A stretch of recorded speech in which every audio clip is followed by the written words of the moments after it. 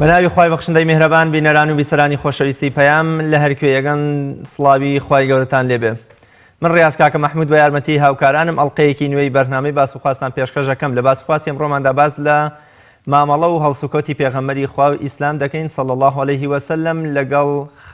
وەکوڵێت چینە بێدەسەڵاتەکانی کۆمەڵگەیە ئەوانەی کە پێیان دەگوترێت خاوەن پێداویستی تایبەت. پێچەوانەی هەموو ئایدۆلۆژیا و شارستانیەتەکانی ڕابردووی جاهلیەت، ئیسلامی پیرۆز ئیسلام واتە ئاینی چەوساوە و ستەملێکراوەکان بوو. بۆیە سەیدنا ئەبوبەکری سیدیق لە وتاری دەستبەکاربوونیدا فەرمووی بێهێستان لای من بەهێزە تا ئەو کاتەی مافی بە وەرەگرمەوە و دەیهێنمەوە ئاستی مرۆڤەکانی دیکە. هەر ئەوەشە کە کاتێ هێرقلی پاشای ڕۆم پرسیار لە ئەبوو سوفیان ئەکا ئایا موحەممەد خەڵکێکی بێدەسەڵات و ستەملێکرا و هەژار و کۆی لە شوێنی دەکەون یا ئاغا و دەرەبەگ و ستەمکارەکان؟ ئەبوو سوفیانیش دەڵێن نەخێر،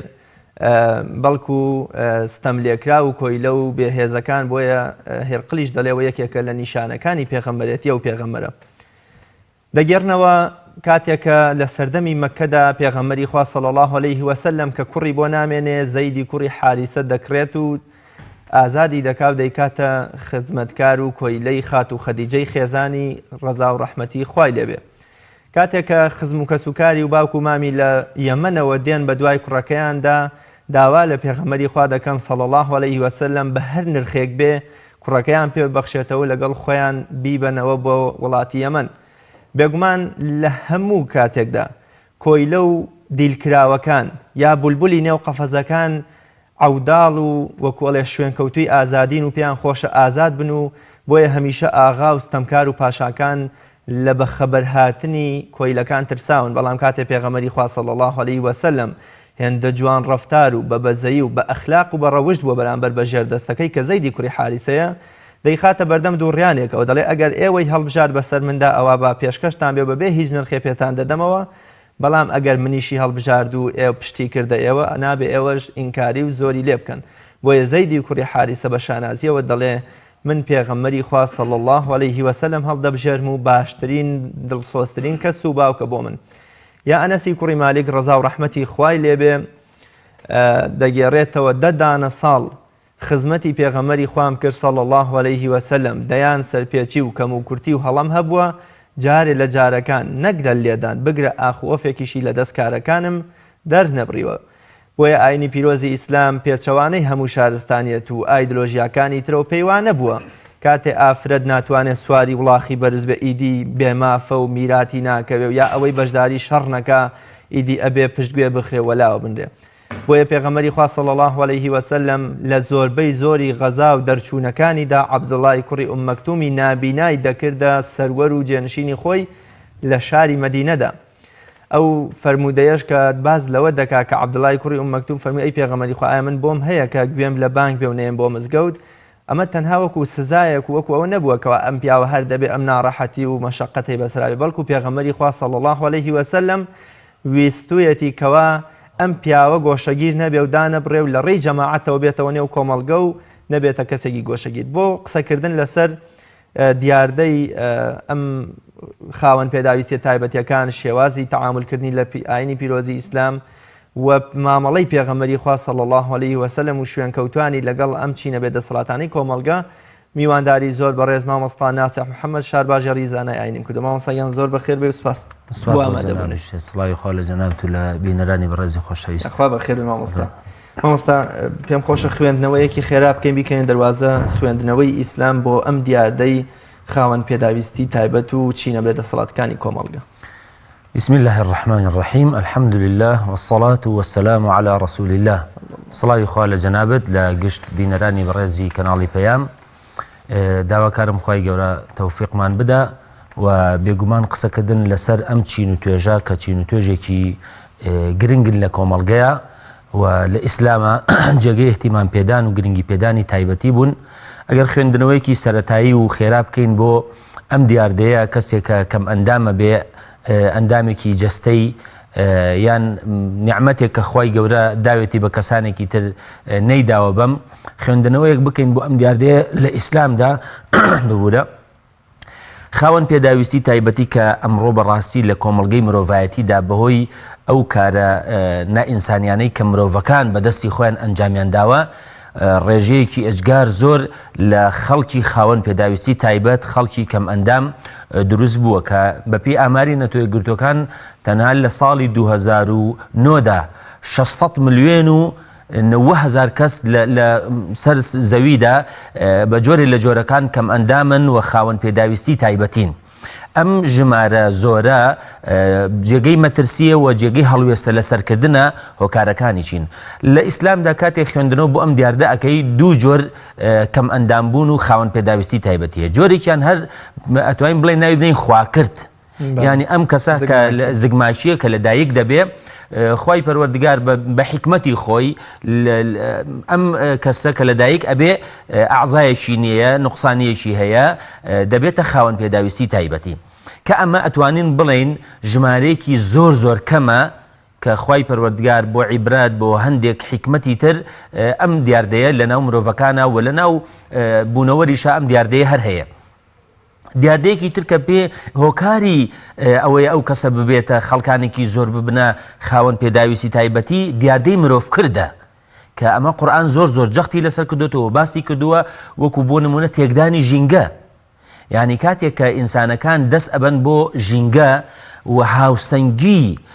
ژینگەیی تێک ئەدەن دوجار کێ ئەبێتە زەحیە گیانلەبەرەکان لە نێوی نیشانە مرۆڤ کە خودی مرۆڤ یەکێکە لەو کائینانەی کە زۆرترین دەستی هەیە لە تێکدانی ژینگەیە کە ئەم دیاردەیەش قورئان جەختی لەسەر کردوێتەوە کە بە ئاەتی ظهر الفساد في البر والبحر بما كسبت أيدي الناس بۆ ليذيقهم بعض الذي عملوا. یعنی ئینسان سەرنجامی ئەمە کار و کردەوەکانی ئینسانە تێکدانی کڕۆمۆسۆمی ئینسانەکان گیانلەبەرەکان دەستکاریکردنی خانەی گیانلەبەرەکانی تر دروستکردنی ئامێری تێکدانی سەرزەوی وەکو ئەو هەموو تۆپ و تەیارە و ئەو هەموو یعنی وەسائلانە کە چەند وەسائلی بنیاتنانی حەزارەت دروست کراوە بەداخەوە بە هەمان شێوە ئەو نەش وەسائلی تێکدانی حەزارەت و ئینسانەکان دروست کراوە. لەبەر ئەوە بەڕاستی ئەم دیاردەیە ئیسلام وای خوێنێتەوە کە زۆرترینی ڕێژەی کەم ئەندامبوون لە مرۆڤەکاندا و دروستبوونی کەسانی خاوەن پێداویستی تایبەتی بریتیە لە دەستی ئینسانەکان بۆیە ئەبێت جارێکی تر ئینسانەکان بگەڕێنەوە ڕشت و ئەو هیدایەتە خوایی کە خوا پێداون ئاەتەکەش کە باسمان کرد لە کۆتاییە فەرمێ ليذيقهم بعض الذي عملوا لعلهم يرجعون. ئەم ئینسانە کە کاتێک کە شتێک کارەساتێک ئەخڵقێ بەدەستی ئینسان ئەبێ هەر ناوێت چاوەڕێی ئاسمان کەین بۆمان چاکە چونکە ئاسمان و پەیامی ئاسمانی بەرنمەیەکی جوان و پەیامێکی ئینسانی و وەژینگەیەکی تەندروست و هاوسەنگی بۆ خەڵق کردوین ئەوە ئینسانە دەستکاری ئەکا هەر ئەبێ ئینسان چاپ بکەین بۆیە پەیامی پێغەمبەری خوا عەلەیهی سەڵات وسەلام کە ئێمە لە مانگی لەدایک بوونیان پەیامی دروستکردنی ئینسانێکە کە لا ضرر ولا ضرار نە زەرەر بگەێنێ نە زەرەریش لە خەڵک بدا. زۆر باش مامۆستا کاتە بە لە مێژوودا چۆن مامەڵە لەگەڵ ئەم چینەدا کراوە بە تایبەت مێژووی ئیسلامی و پاشتر چۆن بەراورد دەکرێتەوە بە شارستانیەت و گەلانی پێش ئیسلام.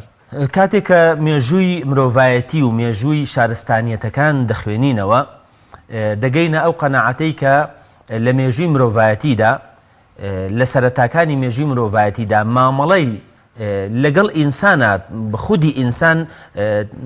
لە نێوی نیشانە ئەو کەسانەی کە خاوەن پێداویستی تایبەتین مامەڵەیەکی دوور لە ئینسانیەت بووە. هەرچەنە پەیامی پێغەمبەران سەلامی خۆیان لەسەر بێ هەر لە ئادەمەوە کە هاتووە بریتی بۆ لە پەیامێکی مرۆڤ دۆستی پەیامێکەوە ئینسانەکان جیاوازیان لە بەینا نییە بەڵکو ئەوە خوای پەروەردگار بەهۆی تەقواوە ئینسان لە لای خوا گەورە یان نەزم دەبێتەوە. بەڵام کاتێک کە مێژووی مرۆڤەکان دەخوێنینەوە وەختی خۆی بیر و باوەڕێکی پوچ و خورافی هەبووە کە باوەڕیان وا بووە بەتایبەت ئەو کەسانەی کە لە ڕووی عەقڵیەوە نوقسانیان هەیە ئەم لە ناو کۆمەڵگەی بەشەریەتە بەتایبەت لە ئەوروپا و بەتایبەتر لە ناو ڕۆمانیەکاندا باوەڕیان وا بووە ئەم کەسانە کە لە لای ئێمە پێوترێ شێت لە کەوانەیەکە بۆ تێگەیشتن لایان وا بووە کە ئەم جۆرە ئینسانانە ئینسانی ئاسایی نین بەڵکو ئەمانە شەیتانەکان دەستیان لێوەشانون و ڕۆحە شەریر و گیانە شەڕەنگێزەکان زاڵ بوون بەسەر ئەم ئینسانەیە و عەقڵیان لێسەنۆتەوە و ئەم ئینسانە ئیتر بە عەمەلی ژیان نەماوە بۆیە مامەڵەیەکی زۆر نائینسانیان لەگەڵا کردوون و خاوەن پێداویستیە تایبەتەکانیش کە لە کۆمەڵگەی سەرەتای مرۆڤایەتیدا زیاتر ئەو کەسانە زاڵ بوون کەوا هێز و دەسەڵات و بازوویان هەبووە و وەکو بڵێ مەنتیقی هێز بووە نەک هێزی مەنتیق بووە. ئەرستۆڵێمانەوە بۆ بەهێزەکانە سۆلۆن کە با بڵێن ناویان ناوە مفەکیرێک لە ئەسینە کە کۆمەڵی یاسای داناوە وەختی خۆی ئەڵێ ڕێگەی داوە کە ئەو کەسانەی ئیشوکاریان پێ ناکرێ یا ئەو کەسانەی توانای ڕوبەڕووبوونەوەی دژمنەکانیان نییە و جەنگیان پێ ناکرێ و کەسانێکی لاوازن ئەمانە ڕێگەیان پێ دراوە کە لەناو ببرێن ڕێگەی لە ناوبردنیان دراوە. ئەفلاتون کە لە لای ئێمە بە وەکو بڵێ فەیلسوفێکی گەورە ناسراوە کە بەداخەوە ئەگەر پێغەمبەرەکەی ئێمە عەلەیهی سەڵات وەسەلام ئەم قسانەی بکردایە ئێستا بەناو ڕۆشنبیرەکان ئەیان کردە هەڵایەکی گەورە. بەڵام ئەفلاتون ئەڵێ ئەعلن ئەن ذوی الاحتیاجات الخاصة فئة خبيثة ئەو کەسانەی کە خاوەن پێداویستی تایبەتین لەگەڵ ڕێزم بۆ هەمویان ئەمە وەکۆڵی نەقلی قسەی ئەفلاتونە وەکو چین و توێژێکی پیس مامەڵی لەگەڵا کردوون و توێتی وتشکل عبئا على المجتمع ئەمە بارێکی گران بەسەر کۆمەڵگەوە دروست دەکا وتضر بفكرة الجمهورية بە خەیاڵی خۆی جمهوریەتێکی داناوە وەکو بڵێ کۆمەڵگەیەکی لە خەیاڵی خۆیان کێشاوە و بەرنامەی بۆ ئەم جمهوریەتە داناوەتی ئەم چینە ئەوانەی کە خاوەن پێداویستی تایبەتین زەرەر بەم کۆمەڵگە میسالیە دەدا کە من دروستم کردووە بۆیە ئابە شێوە مامەڵی لەگەڵا کردوون. سبنسەر کە یەکێکی ترە لە مفەکیرەکان داوای لە مجتەمع کردووە بە هەموو شێوەیەک یارمەتی کۆمەک لە خاوەن پێداویستی تایبەتی بگرنەوە کە ڕەنگە ئەم دەسەڵاتەی ئێمە کەوا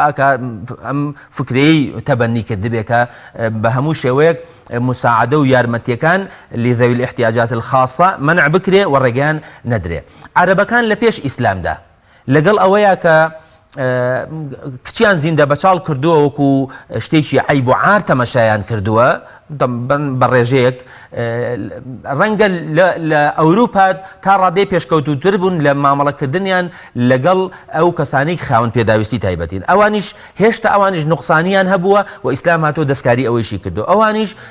پێیان عیب بووە لەسەر سفرە و خوانێکدا بنیشن کە خەڵکێکی نوقسان خاوەن پێداویستی تایبەتی لەسەر بێ بە تایبەت کەسە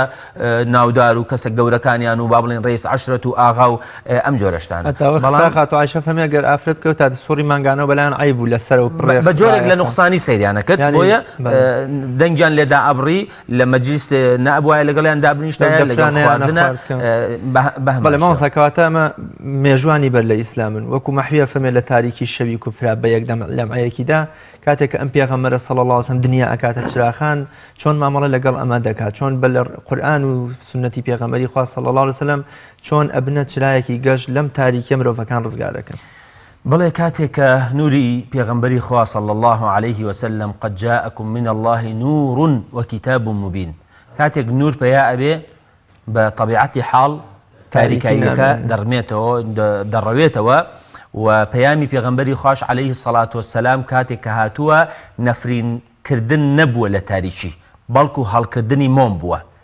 واتە پێغەمبەر عليه الصلاة والسلام کاتێک گۆڕانکاری کردووە تەنها ڕەخنەی نەگرتووە کە بەداخەوە ئێمە زۆرجار لەم کۆمەڵگەی ئێمە خۆمان ناواین هەر ڕەخنە ئەگرین. ئەی بەدیل چییە؟ پێغەمبەری خوا عليه الصلاة والسلام گرنگیەکە و تەغییرەکەی لەوەیە بووە بەدیلی پێ بووە. یعنی کاتێک کە شتێکی گۆڕیوە شتێکی تری لە پاڵا داناوە. پێغەمبەری ئیسلام عليه الصلاة والسلام کاتێک کە هاتووە یەکەم شتێک کە بڕیاری داوە بریتی بووە لە دروستکردنی مامەڵەیەکی ئینسانی مامەڵەیەکی مرۆڤ دۆستانە لەگەڵ هەموو ئینسانەکانە تەنانەت لەگەڵ ئینسانێک کە باوەڕی پێنەهێناوە کە ئیسلام هاتووە ئەم ئینسانە کە پێی ئەوترێ مرۆڤ کە نەوەی ئادەمە الناس سەواسیەة كأسنان المشط ئینسانەکان ئینسانێتر بە جیاوازی هەموو ئایدیا و بیر و باوەڕ و دینیانەوە هەمویان یەکسانن لە چیا یەکسانن في الئینسانیە لە ئینسانیەت و لە مرۆڤایەتیدا. خوای پەروەردگار فەرمووی ولقد كرمنا بني آدم خوای گەورە ڕێزی لە مرۆڤ گرتووە ئەم ڕێزە لە هەڵسوکەوتی پێغەمبەری خوا عەلەیهی السەڵات وەسەلام لەگەڵ هەموو چین و توێژەکان بە منداڵەوە بە ئافرەتەوە بەو کەسانەی کە لە مجتەمەعا پێیان وترێت زەعیف و لاوازەکان ئەوانەی کە یعنی توانای دیفاعکردنیان نییە لە مافەکانی خۆیان ئیسلام هاتووە بۆ ئەوەی وەکو جەنابەت ئاماژەت پێکرد یعنی بەڕاستی ئیسلام هەل لە سەرەتاوە هەتا قیامەتی ژوایە پەیامی زەعیف و لاوازەکانە پەیامی ئەو کەسانەیە کە مەزلومن پەیامی ئەو کەسانەیە کە ستەمیان لێکراوە دیفاعکارێکی سەرسەختە و مەحامیەکی بەهێزە بۆ ئەو کەسانەی کە مافیان دەخورێ لە ژیانی پێغەمبەری خوا عەلەیهی سەڵات وسەلام ئەگەر ئێمە کاک ڕیاض هەڵوێستەیە بکەین لەسەر ئەو ڕووداوی عەبدوڵای کوڕی مەکتوم کە کەسێکی نابینا بوو پێغەمبەری خوا عەلەیهی سەڵات وەسەلام ئەم ڕووداوە کە قورئان تۆماری کردووە ئەم ڕووداوە دەبێتە گۆڕانکاریەکی گەورە لە تێڕوانینی پێغەمبەری خوا عەلەیهی سەڵات وەسەلام بۆ ئەو کەسانەی کەوا هەرچەند پێغەمبەر سەڵام لە ئەساسەوە هەر مامەڵەی ئینسانی لەگەڵا کردوون بەڵام لە قۆناغێک لە قۆناغەکانی داوایە کاتێک کە پێغەمبەری خوا عەلەیهی سەڵات وەسەلام لەگەڵ سەران و گەورەکانی قوڕەیشا دانیشتۆ و دەیەوێ ئەم پەیامی خوایان پێ بگەینێ هیدایەتیان با نوری ئیسلام بخاتە دڵیانەوە ئەم پیاوە نابینایە کە خۆشەویستی خوا و پێغەمبەری خوا عەلەیهی سەڵات وسەلام لە دڵیایەتی دێت و لەو کاتەیە طبعا نابینایە نازانێت پێغەمبەری خوا خەریکی چییە بێگومان ئەگەر چاوی هەبوایە ئەو مووقیفەی نەئەبوو مڕاعاتی پێغەمبەری خوای دەکرد عەلەیهی سەڵات وسەلام بەس ئەو حاڵەتە نابینێت و داوا لە پێغەمبەری خواکە عەلمنی مما عەلەمەکە الله ئەو شتەی کە خوا فێری کردووی لە وەحی لە قورئان فێرم بکە پێغەمبەری خوا عەلەیهی سەڵات وسەلام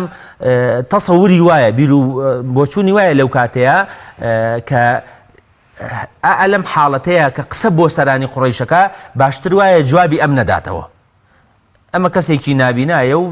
جۆرێک لە جۆرەکان ڕوو گرژەکە ئەڵێ وەکو بڵێ جەوی دەعوە و بانگەوازەکەی لێ تێکداوم خوای ئەرز و ئاسمان دێتە جواب بۆ بەرامبەر کەسێکەوە نابینایە ئەم کەسە ئاگای لە دیمەنەکەی پێغەمبەری خوا نیە ئاگای لە ڕووگرژیەکەی پێغەمبەری خوا نیە ئاگای لەوە نیە پێغەمبەری خوا عەلەیهی سەڵام ڕووی لێ وەرجێڕاوە بەڵام خوای پەروەردگار ئەبێتە نوێنەری ئەم نابینایە دیفاعی لێ دەکا عەبەسە وەتەوەللا وەک گلەییکردنێک کەوا پێغەمبەری خوا عەلەیهی سەڵام چەند خۆشەویستی خوایە بەڵام خوای گەورە نافەرمێ عەبەستە وەتەوەللەیتە یعنی ناوی پێغەمبەر نابە ئاماژەشی پێ ناکە وەکو گلەیی عەبەسە وەتەوەللا ڕووی گرش کرد و ڕووی وەرگێڕا ئەن جاءەه الأعمى لە کاتێکدا کە کوێرێک و نابینایەک دێت بۆ لای یعنی بزانە ئەم مووقیفە وای کردووە لە لێکۆڵەرەیەک و باحیسێکی ئینگلیزی بە ناوی لایتنەر کە ئابەم شێوەیە باسی ئەم دیمەنەمان بۆ ئەکا دەڵێت مرة أوحى الله إلى النبي وحيا شديد المؤاخذة لأنه أدار وجهه عن رجل أعمى ليخاطب رجلا غنيا من ذوي النفوذ وقد نشر ذلك الوحي فرمي جاريشان خواي پروردگار نگاو وحي دكا بو پیغمبركي زور تند سرزنشت و گلەیە و گازاندا لە پێغەمبەری خۆی دەکات لەبەر ئەوەی ڕووی گرش کردووە و ڕووی وەرگێڕاوە لە کەسێکی نابینا بۆ ئەوەی کەوا قسە لەگەڵ کەسێکی دەوڵەمەند و خاوەن نفوذا بکە وحی خوایی و قورئانی خوایی ئەم ڕووداوە تۆمار دەکات دەیهێڵێتەوە تا ڕۆژی قیامەت فلو كان صلى الله عليه وسلم كما يقول أغبياء النصارى بحقه لما كان لذلك الوحي من وجود ئەڵێ ئەگەر بەپێی قسەی ئەو کەسانەی کەوا حاقیدن دڵیان پڕە لە حقد و بغز بەرامبەر محەممەدی ئیسلام ئەگەر قسەی ئەوان بواە کە ئەڵێن قورئان وحی خوانیە و قسەی محەممەدە یان قسەیەکە فێری کراوە ئەگەر وا بواە ئەبواە محەممەد هەرزوو ئەم ئاەتانەی بسڕایەتەوە کە گلەیە و گازاندە لە خۆی ئەکات بەڵام پێغەمبەری خوا عەلەیهی سەڵات وسەلام دەسەڵاتی نییە و توانای نییە و ئیزن نەدراوە کە ئەمە ئەبێ بمێنێت ئەم تۆمارە ئەم هەڵوێستە بمێنێتەوە پێغەمبەری خوا عەلەیهی سەڵات وسەلام لە دوای ئەوەوە کاتێک کە عەبدوڵای کوڕی ئوم مەکتوم دەهاو بۆی عەباکەی خۆی ڕادەخست و دەیفەرموو دانیشە مەرحەبەن بمن عاتبنی فیه ڕەبی سڵاو لەو کەسەی کە خوای پەروەردگار لەبەر ئەو دیفاعاً لەو عیتاب و سەرزەنشتی منی کرد لێرەوە پێغەمبەری خوا عەلەیهی سەڵات وسەلام ژیانی دەبێتە سۆز و بەزەیەکی تر بە شێوازێکی تر مامەڵە لەگەڵ ئەم چین و توێژانایە دەکات. بۆیە ئەنەس ڕەزا و ڕەحمەتی خوای لێ بێ فەرمێ ئەنە رسول الله صلى الله عليه وسلم استخلف ابن أم مكتوم على المدينة مرتين. دوو جار پێغەمبەری خوا عەلەیهی سەلام کاتێکەوە چۆتە دەرەوە بۆ شاری مەدینە بۆ غەزا دوو جار عەبدوڵای کوڕی ئوم مەکتومی لە جێی خۆی داناوە، کردوێتی بە سەرپەرشتیاری ئەهلی مەدینە، کردوێتی بە ئیمام لە جێگەکەی پێغەمبەری خوا عەلەیهی سەڵات وسەلام دانیشتووە هەتا هاتوتەوە و لەگەڵ ئەوەیشا بانگبێژی پێغەمبەری خوا بووە عەلەیهی ئەفضەل مامۆستا خەڵکێک پێی وایە کە پێغەمبەری خوا صلی الله علیه و سلم کاتی عەبدوڵای کوڕی ئوم مەکتوم دەڵێ ئەی پێغەمبەری خوا من گوێم لە بانگە ئایا ڕێم ئەدەی بنێم بۆ مزگەوت پێغەمبەری خوا فەرمێ نەخێر بە هیچ شێوە نابێت تۆبەی. خەڵکێک پێی وایە ئەمە وەکوڵێ ناڕەحەتی و مەشەقەت خستنە سەرشانی ئەم پیاوەیە، بەڵام تا چەند پێت وایە کە پێغەمبەری خوا صلی الله علیه و سلم ویستویەتی بەم هاتنەی ئەم پیاوە لە گۆشەگیری و دابڕان و فیراق ڕزگار بکە هەمیشە لەنێو کۆمەڵ و کۆمەڵگەکەیا بێ. کاک ڕیا زواب بزانم ڕیوایەتی حەدیسەکە نافەرمێ عەبدوڵای کوڕی مەکتوم بانگبێژی پێغەمبەری خوا بووە، ڕەنگە ماڵیشان نزیک بووێ لە مزگەوتەکەەوە بانگبێژ بۆ بەردەوام لە مزگەوتا بووە، کەسێکی تری نابینا بووە لە ڕیوایەتەکە ڕیوایەتێکی صحیحە فەرمێ یەت خزمەتی پێغەمبەری خوا فەرمێ من کەس نییە دەستم بگرێ لە ماڵەوە بۆ مزگەوت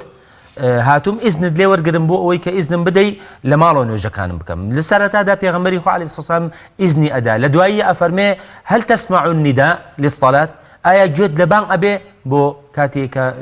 بانگ ئەدرێتۆ ماڵەکەت ئەوەنە نزیکە کە گوێت لە بانگەکە ببێ؟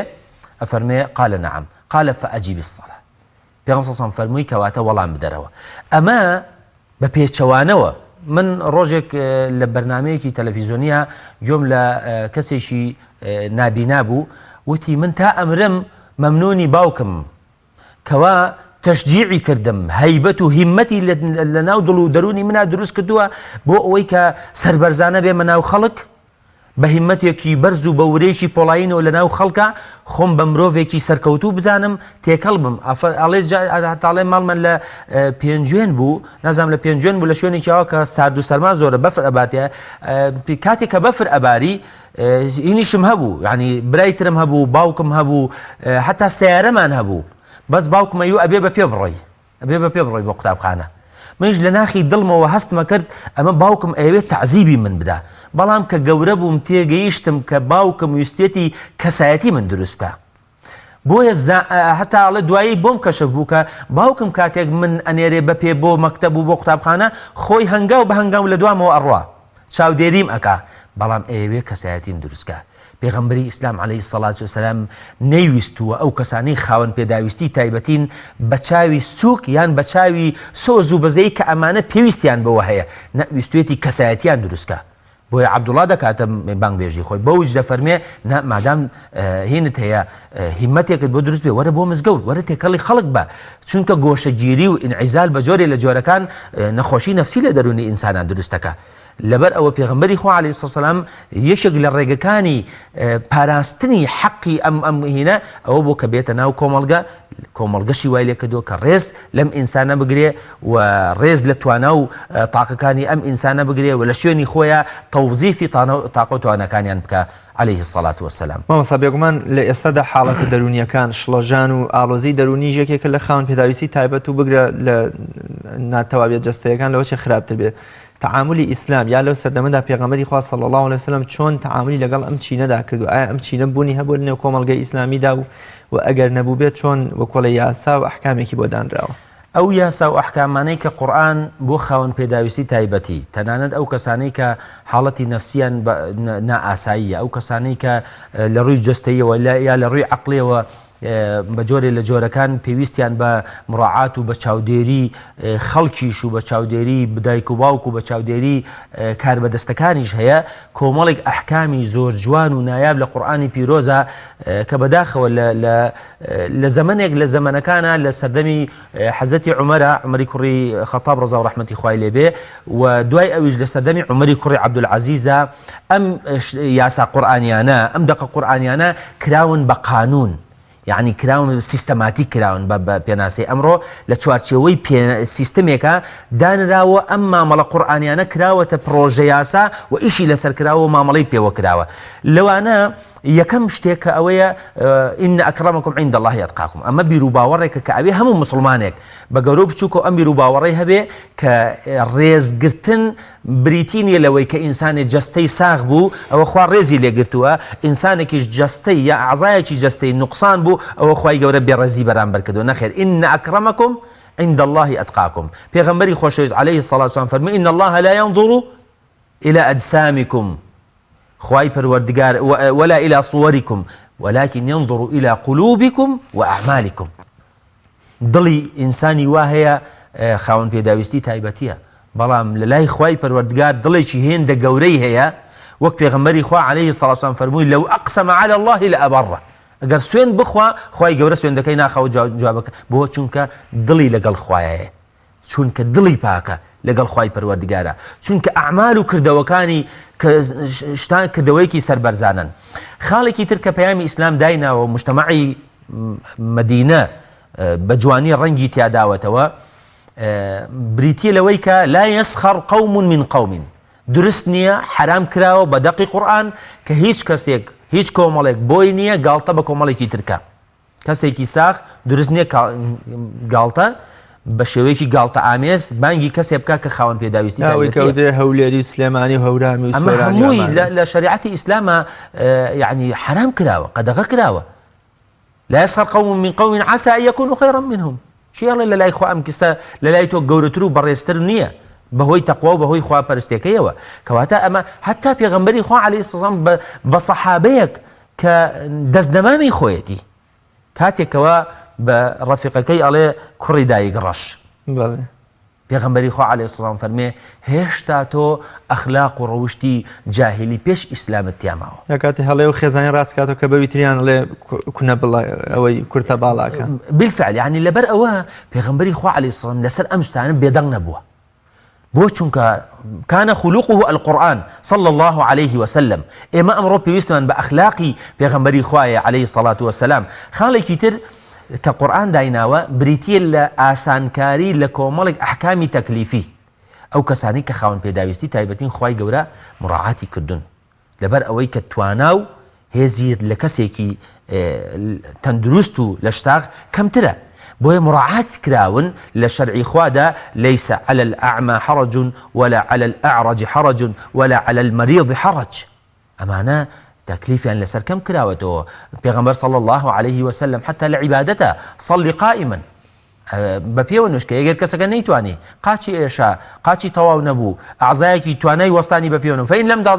فإن لم تستطع فقاعدا ئەگەر نەوتوانی بە دانیشتنانەوە فإن لم تستطع فعلى جنب ئەگەر نەشتوانی یان کەسێک کە توانای ڕۆژوگرتنی نییە توانای بە ڕۆژوبوونی نییە خوای پەروەردگار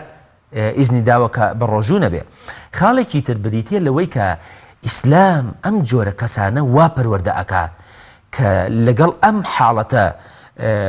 حاڵەتەی کە خاوەنی پێداویستی تایبەتی ڕای بێنێ پەروەردەی کە و بزانێ ئەمە ئیمتحان و تاقیکردنەوەیەکی خوایە و وەکو بڵێ سەبر و ئارام بگرێ لەسەری. کاتێک کە سەبر و ئارام ئەگرێ ئەم ئینسانە حاڵەتی نەفسی تێک ناچێ، چونکە ئەگەر ئینسان لە بەرامبەر مصیبەتێکا کە خوا بەسەری ئەهێنێ خاوەنی سەبر و ئارامگرتن نەبێ جاری وا هەیە ئەم حاڵەتە جەستەییە کە کەسێکەوە لە ڕووی جەستەییەوە نوقسانەیەکی هەیە، بەڵام ئەگەر پەروەردەیەکی عەقیدەیی و ئیمانی نەکرێ ئەم ئینسانە وردە وردە لە ڕووی دەرونی شێوە حاڵەتە دەرونەکەیشی تێگەچێ. ئیسلام بۆ چارەسەری ئەم مەوزوعە ئەم ئینسانە پەروەردە ئەکا کاکە تۆ نوقسان نی، تۆ کەسێکی خوا ڕێزی لێگرتووی وخوا تاقی کردویتەوە، ئەگەر لەسەر ئەم شێوازە کە خوای گەورە بەسەری هێناویت یا قەدەرێکە بەسەر هاتووە ئەعزایەکی لە دەستداوە بەڕاستی ئەگەر خاوەنی سەبر و ئارام بیت ئەوە ئەجر و پاداشتێکی گەورە لە فەرموودە شایە کە نابیناکان لە ڕۆژی قیامەت هەوازام نازگیراوترین و بەدڵنیاییەوە خەڵک لای خوای گەورە عەلەیهی الصەلاة والسلام فەرمووی إن الله تعالى قال إذا ابتليت عبدي بحبيبتيه فصبر عوضته منهما الجنة. کاسێک خوای گەورە دوو چاوە خۆشەویستەکە پێوتە حەبیبەتەی یعنی ئەو دوو شتەی کە لای ئینسان زۆر خۆشەویستن، خوای گەورە لە هەر کەسێکی سندەوە ئەو ئارامی گرت لەگەڵ ئەوەیە ئەزانین کە خوا چەند نیعمەتی تریان پێ ئەبەخشێ. بەسەری لێ سندوونەتەوە بەڵام بەسیرەی دڵیان ئەیاتێ، وەڵڵاهی بەسیرەی دڵ یاونەتێ و ئەو کەسانەی کە نابینان باش لەم قسەی من تێ ئەگەن بێگومان خاوەن نیعمەتێکی گەورن، خاوەن بەسیرەتێکی گەورن، خوا خاوەن توانایەکی علمی و زانستی و جەستەیی زۆر زۆر مەسەمە جوزێکمان پێ لەبەر ناکرێوان ببێت چاو يعني سبحان الله وەکو عەبدولحەمید وەکو معجزە خوای گەورە معجزەی پیشان خواش شتێکی لێ سەنوتە بەڵام بەشیتە زۆر بەسەری کردوونە بەڵام ئەگەر ئەم ئینسانە فەصەبەرە پێغەمبەر صلی الله عليه وسلم فەرمووی خوای گەورە لە بری ئەوە بەهشتیان پێ عەتاکە. دیارە ئەمە بۆ چاو وایە بۆ ئەوانی تریش سەبر و ئارامی ئین الله لا يضيع أجر المحسنين لەبەر ئەوە ئەجر و پاداشتی گەورەش بۆ ئەو کەسانەی کە خاوەن پێداویستی تایبەتین بەڵام حقوق و واجباتێک کە هی خوایە لەسەریانە لە عیبادەت لە خواپەرستی لە تێکەڵبوونی خەڵک لە بەسەرکردنەوەی خزم و کەس ئەمانە خوای گەورە بەڕاستی باشترینی خاوەن پێداویستی تایبەت کە ئێمە چاکەکار بین لەگەڵیان وەڕێزیان بگرین دایک و باوک بێ بە نسبەت منداڵ و نەوەکانیانەوە چۆن ئیسلام و پێغەمبەری خوا صلی الله علیه و سلم و قورئانی پیرۆز هانی ئیمانداران و مرۆڤەکان بەگشتیەدەن کە لەگەڵ ئەم چینەدا کە لە ڕووی جەستەیەوە بێهێز بوون کە لەوەچێ لە کۆتایی تەمەنە عەقڵ لە دەستبەن لەوەچێ چاوەکانی لە دەستبەن کە ئەتوانین بڵێن زۆربەی زۆری خاوەن پێداویستی تایبەتەکانیان تیا کۆ بێتەوە چۆن مامەڵە بکرێ ئەم ئیسلام چۆن شوێن کەوتوانی خۆی پەروەردە ئەکا. کاک ڕیاز لە مجتەمەع و کۆمەڵگەی ئێمەیە پێش ئەوەی کە بەداخەوە عەلمانیەت و بێدینی ڕووبکاتە وڵاتی ئێمە کە ئاسەوارەکانی هێشتا کەم بە دەرکەوتووە ئاسەواری بێدینی ئاسەواری عەلمانیەت لە ڕووی عەقیدەییەوە لە ڕووی سلوک و ئەخلاقەوە لە ڕووی عورف و عادەتی کۆمەڵایەتیەوە لە ڕووی شکاندنی بەها بەرزەکانی کوردایەتی و ئیسلامەتیەوە هێشتا لە سەرەتایەن خوای گەورە ئینشاءڵڵا بمان پارێزیە کۆمەڵگەکەمان بپارێزێ و هۆشیارمان کاتەوە بەرامبەر ئەو مەترسیانە کە ڕوبەڕوومان بۆتەوە لە سەرەتادا کاتێک ئیسلام پەیامێکی ڕۆحی پەیامێکی ئەخلاقی پەیامێکی ئینسانی بوو لە دڵی ئینسانەکانە ئەگەر پیرێک ئەگەر کەسێکی خاوەن پێداویستی تایبەتی لە ماوە بواە ئەوەندە ڕێزیان لێگەر ئەوەندە خۆشەویست بوو ئەوەندە مەحبوب بوو ئەسڵەن ئەوانەی ساغ بوون ئەیانوت ئەمە سەرچاوەی ڕزق و ڕۆزی ئێمەیە ئەم ڕێزەی کە خوا لێمان ئەنێ بەهۆی ئەمەوەیە کاتێک کە پیرێکیان لەنا پیرێک یان کەسێکەوە نابینایەک بووی توانای نەبوو لە ناو خێزانێکا بواە بە قەڵایەکیان نەزانی یان ئەمە قەڵایە بۆ ئەم ماڵە وا سەیریان نەکرد ئێستا بە زیادەی ئەزانن ئەمە سەرنجامی چییە؟ ئەمە ئەخلاقی پێغەمبەری خوایە کەلا والله نەوەڵڵا ئەخلاقی پێغەمبەری خواوانییە ئەخلاقی پێغەمبەری خوا عەلەیهی سڵاو وسەلام ئاوا ئینسان پەروەردە ئەکا کە کاتێکە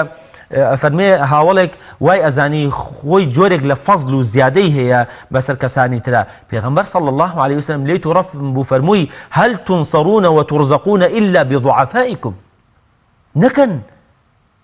بەرامبەر کەسە لاوازەکان بەرامبەر ئەو کەسانەی خاوەن پێداویستین تایبەتین نەکەن بە چاوێکی سوک سەیریان بکەن. سەوەتا بە عومەری کوڕی خەتاب فەرمێ کە وەیسی قەڕەنی دێ داوای دوعای خێری لەگەڵ دایکی کردووە پێغەمبەر صلی الله فەرمووی خوا کە پشتیوانی ئێوە ئەکا بارانتان بۆ ئەبارێنێ ڕەحمەتی خۆیتان بۆ ئەبارێنێ ڕزق و ڕۆزیتانەکە بەهۆی گەورەکانەوە نییە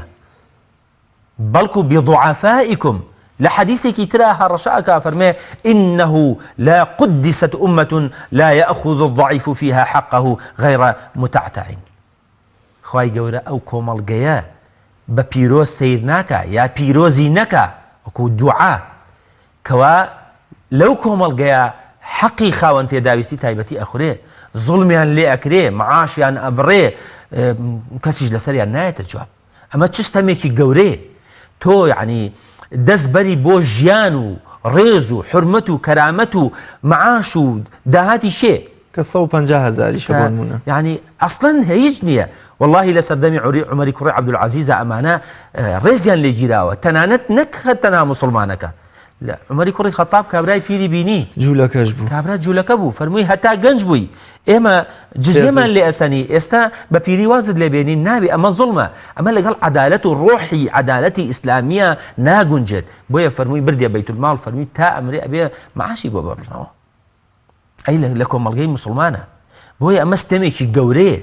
کە بەڕاستی خاوەن پێداویستی تایبەتی هەم ئەبێ خەڵک ڕێزیان لێ بگرێ و بە چاوێکی ڕێزەوە سەیریان بکرێ و دیفاع لە حەق و مافەکانیان بکرێ و بە تایبەت حکومەت و دەسەڵات و کاربەدەست بەڵێ مامەسایەکێکی تر لەو چینانە منداڵە منداڵ کاتێکە زۆر جار ئەوەندەی دایک و باوک ڕۆڵی هەبووە لە گۆشەگیرکردن و نەخۆشخستنیە کاتێکە شتێکی لێ ڕوو ئەدای دیت ئەم دایک و باوکە ئەوانی تر وەکۆڵە ناس پێ ئەدەن ئەم پشتگوێخەن بۆیە ڕۆمانێکی ژەیەکێکە لە ڕۆمانە هەربەیەزەکانی دنیا پێی ئەڵێ ناوی باوکی ئەوە ئەم مناڵە ئەوەندە بێ پشتی تێکراوە ئیتی پێی وایە باوک هی ئەوانی دیکە هی ئەم نییە کاتێکە پیاوێکیش دێ میراتەکەی دابەژەکە پێغەمبەری خوا صلی الله علیه و سلم فەرمێ ئەگەر بە شێوانی تر دەداوە من مەکە بە شاید بەسەر ستەم لێکراوەنیان بۆ منە منداڵی هەتیو ئایا تا چەند منداڵی هەتیو لە کۆمەڵگەی مسلماناندا وەکو خاوەن پێداویستی تایبەت سیر بکرێن کە باوکیان لە دەستداوە ئیسلامی پیرۆز چۆن تەعاملی لەگەڵ منداڵ بە تایبەت منداڵی نەخۆش و منداڵی هەتیودا کردووە جارێ پێغەمبەری خۆشەویستمان سەڵات و سەلامی خوای گەورەی لەسەر بێت دەفەرمێ اتقوا الله واعدلوا بين أولادكم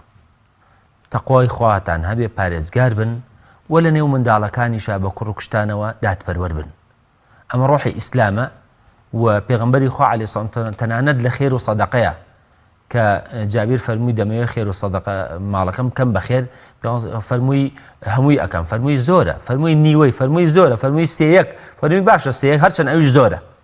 بۆچی چوون بۆ پاراستنی حەقی میراتگرەکانی بۆ ئەوەی ئەوان بە فەقیری و هەژاری نەهێڵێتەوە خوای پەروەردگار لە قورئانی پیرۆزدا هەڕەشە ئەکا ئەرەئەیتە الذی یوکەذیب بالدین ئەو کەسە کێیەکەوە باوەڕی بە ڕۆژی زیندووبوونەوە و حەشر و حیساب و لێپرسینەوە نییە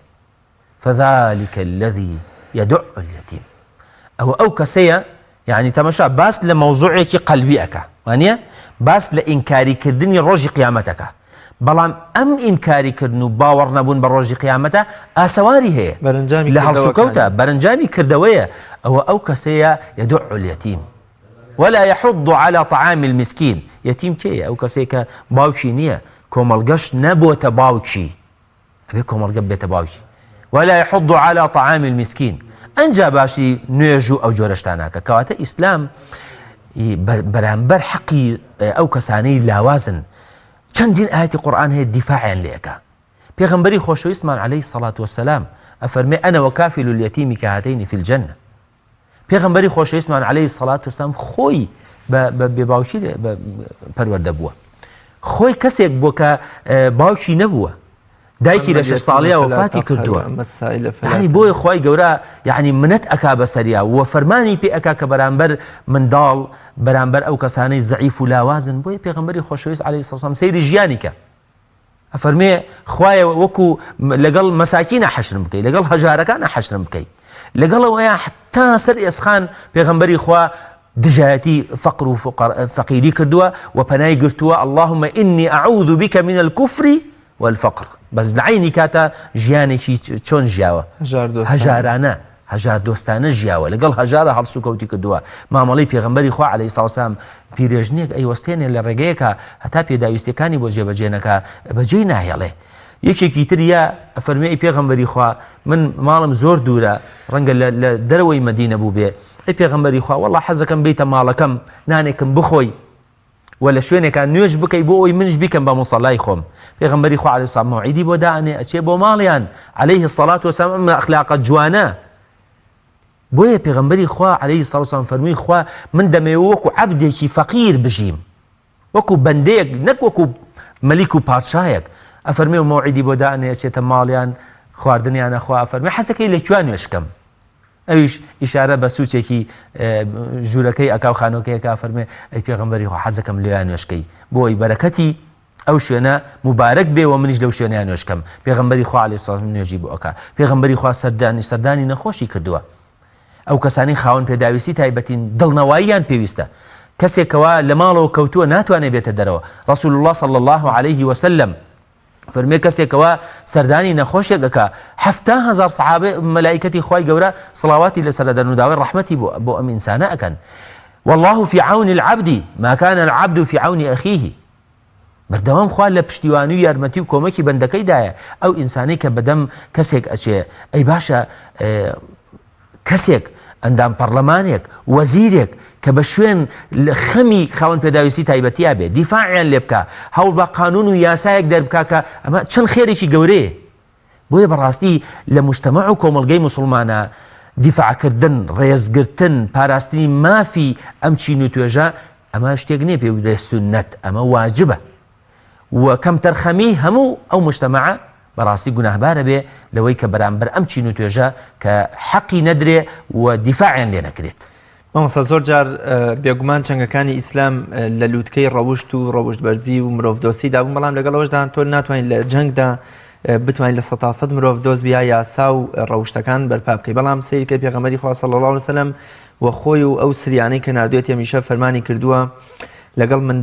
منداڵ مەکوژن بە هیچ شێوەیە، ئافرەت مەکوژن، شێخ و پیر و پەکەوتەکان مەکوژن، ئەوانەی کە چوونەتە کەنیسە و شوێنی پەرستگاکانەوە مەکوژن. چۆن ئاینی پیرۆزی ئیسلام لەگەڵ ئەم چینە بێدەسەڵاتانە لە جەنگیشدا توانیوێتی ئەخلاق و ڕەوشتی خۆی بسەلمێنێ و لەگەڵ ئەمانەشدا چاکە کار بێ. کاکە ڕاضیەکێک لە تایبەتمەندیەکانی پەیامی پێغەمبەری خوا عەلەیهی السەڵات وەسسەلام بریتی بوو لە گێڕانەوەی ئەخلاق بۆ هەموو کایەکانی ژیان. ئیتر لە ناویشیانە گێڕانەوەی ئەخلاق بوو بۆ جەنگ. وەڵڵاهی لە پێش ئیسلامە لە جەنگا هیچ سنوورێک نەبوو، لەسەر حوشترێک 40 ساڵ بۆن خەڵک شەڕیەک لە هیچ سنوور و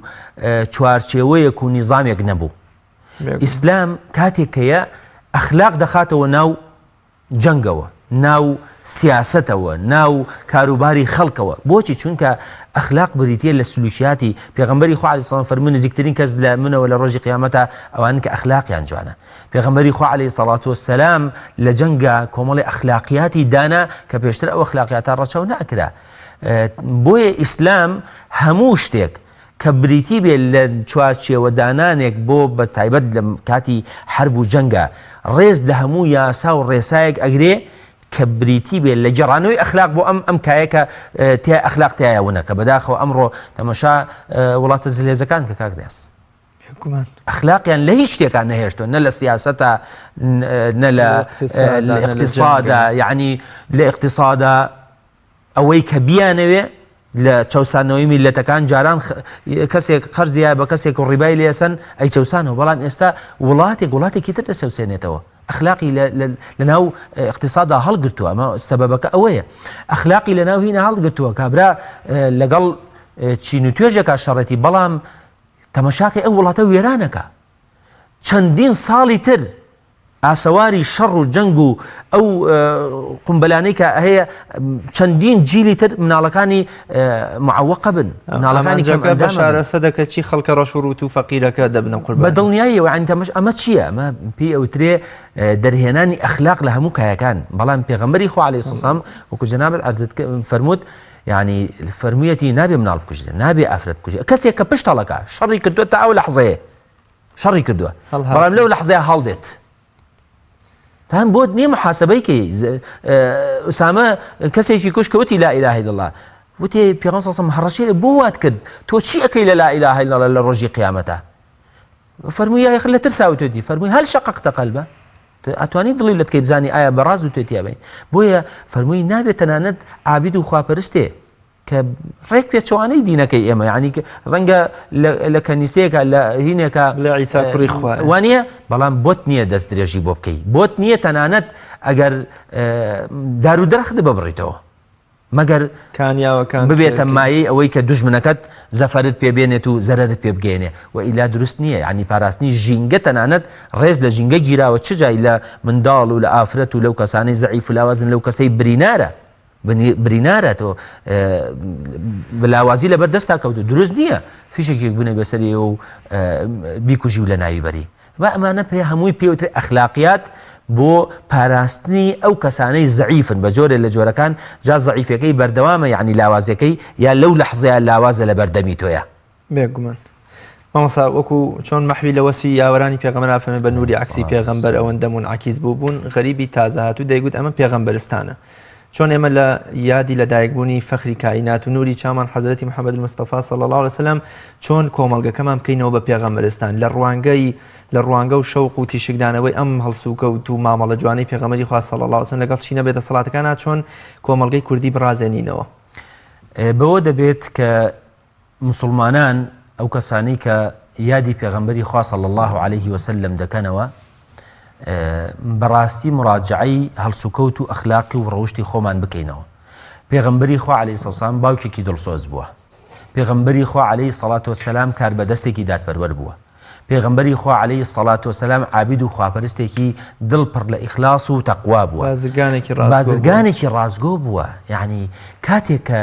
پەیامی ئیسلام مجتەمەعی مسلمانان لە پەیامی لە ڕۆحی ئیسلام دوورەکەوێتەوە خەریکی ڕووکەشکاری ئەبێ بەداخەوە. یعنی حکم بەسەر شخصا بدرێ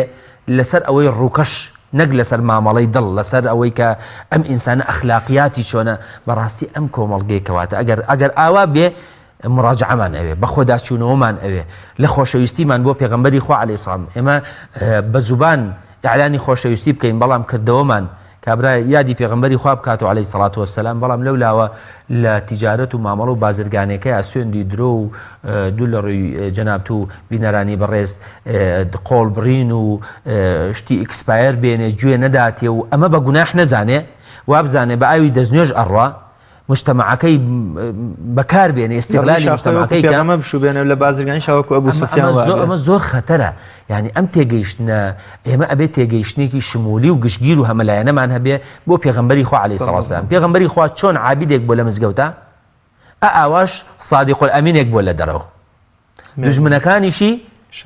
شایەتی بۆ ئەدەن و دوژمنەکانیشی ئەمانەتەکانی خۆیان تەسلیم کردووە و پێغەمبەری خوا عەلەیهی السەڵات وەسەلام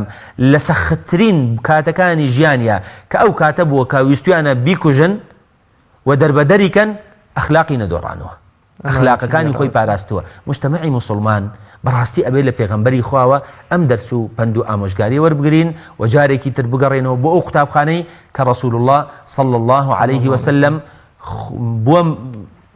ڕابەرتایە و سەحابەکانی پەروەردەکرد کە کەسیان خاوەنی شەهادە نەبوون، کەسیان خاوەنی دکتۆرا و پرۆفیسۆری جامیعە نەبوون، بەڵام خاوەنی شەهادەی ئەخلاق و ڕەوشتی بەرزوی پێغەمبەری بوون. بۆیە خوای گەورە ئاوا ناوی تۆمارکردن